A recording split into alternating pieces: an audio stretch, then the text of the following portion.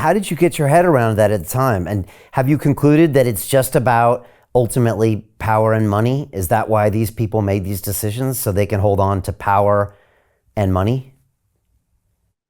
Well, I think actually for them, so I think for a lot of people it was power and money. I think like in politics, the politicians that had signed on to lockdowns, it was power.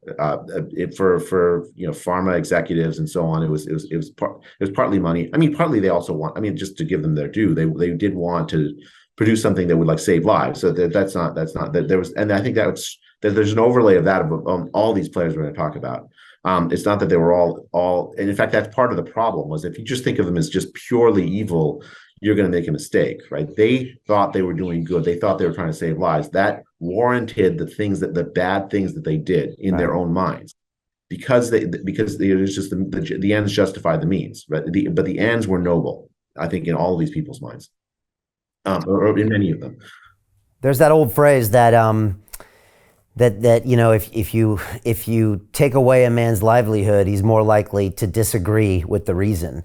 And like you said, like they want to save lives, but also if you start saying, well, wait a second, we're going to take away some of your power and some of your future wealth, it's hard for even the most objective person to see reality. Is that a combination of what's happening at the top here?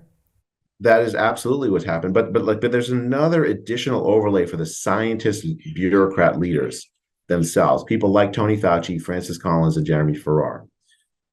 They show up in Freedom of Information Act requests from February 2020, January 2020. They spent a lot of that time early in the pandemic not worrying so much about the disease spreading or the lockdowns. What they worried about was that people would think that they had supported the research that had led to the creation of the virus, this gain of function research. There's a history here where the scientific community in the mid 2010s had essentially forced governments to pause support for this kind of research. Now, just to give some background, the reason why this research existed, research on viruses pulled out of bat caves in China and everywhere to make them more dangerous. Like people might ask, why on earth would you support such research? The argument was to do good. If you pull these viruses out of these remote places, put them in a lab, and you augment their capacity to infect humans, you can then look and see how many mutations did it take to make it more transmissible among human cells in a petri dish where it's safe, rather than among humans in a population where it's not safe. And then prepare vaccines in advance, treatments in advance for those viruses that are most likely to make that transition, based on the analysis you've done with this gain of function work. That was the program, right? That's why they did the gain of function work. And Tony Fauci and Francis Collins and Jeremy Farrar had been big supporters of that program. Even when the scientific community was pushing against it, large parts of the scientific community were pushing against it in the 2010s. Even when Obama made it illegal, they still found a way to get around that as well, right? Yeah, so Obama he didn't make it illegal. He called it a pause. Okay. And he paused it in 2014. And what the pause did is that it forced, if the NIH wanted to give money to gain of function work, then it was Tony Fauci's name and Francis Collins' name that had to say, yes, we support this. Although this is dangerous research, it warrants supporting because the potential benefits of the knowledge gain will offset the riskiness of the danger of it. And of course, we're going to be doing it in high security labs, so the danger can be mitigated. Right. And then it moved from University of North Carolina out to Wuhan, and a little bit the rest is history. Yeah. I mean, and there's a whole history. Just Brian, this. Like, there's a history of these lab leaks. It's not as if this is like a unique event in history. There was dozens of lab leaks before this over the last 30, 40, 50 years of biomedical research. Even for this virus, in 2021, in Taiwan, there was a lab studying this virus, SARS-CoV-2 virus, the one that causes COVID. And there was a lab leak in 2021 out of a high security lab in Taiwan, causing a little local outbreak. So it's really hard to study this virus safely. So Jim Rickards has just recorded a video that's not available to anyone in the public, and he's going to be talking about how this upcoming recession is going to be fast It's going to be bloody. It's going to be nasty. But at the same time, he's going to show you how you can position yourself to profit from all of this chaos. Now, we've made this video only available to our viewers. Go to londonreal.tv/Jim. Watch that immediately.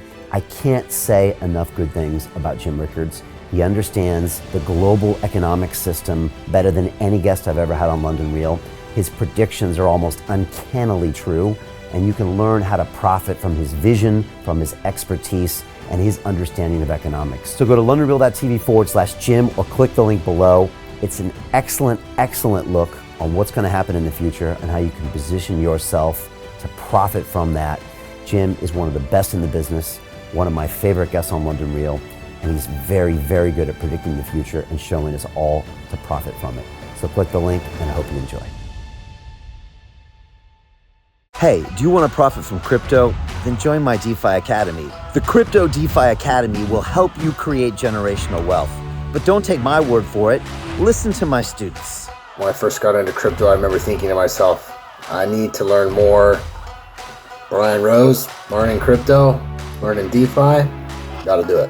I am so grateful that I jumped in and did this. I had to break through some limiting beliefs that I can do this, that I can afford this, that I can be in this. It challenges the things that are deeply rooted within us. Joining DeFi Academy has been one of the best decisions I have made on my blockchain journey. This course was a life changer, a game changer, a huge eye-opener, coming from knowing practically nothing at the speed of the learning over 4 weeks was just fantastic. The information you provided in this class was invaluable. I feel far more confident in my next steps. You took complex concepts and made them easier to understand. What's different than so many other ones is it just doesn't tell you what to do. It actually makes you do it. This is for people who are serious about becoming traders. This is the way it should be done. I realized from this learning experience again that it is not about what you learn, but about who you learn it from. The energy was insane.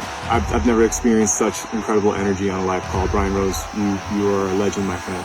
It's the only thing in the market where you can get all information and learn everything what you need to know. Everything is so clear and so well done, and I'm just forever grateful for this program. It made me feel so much more confident about crypto than I did before.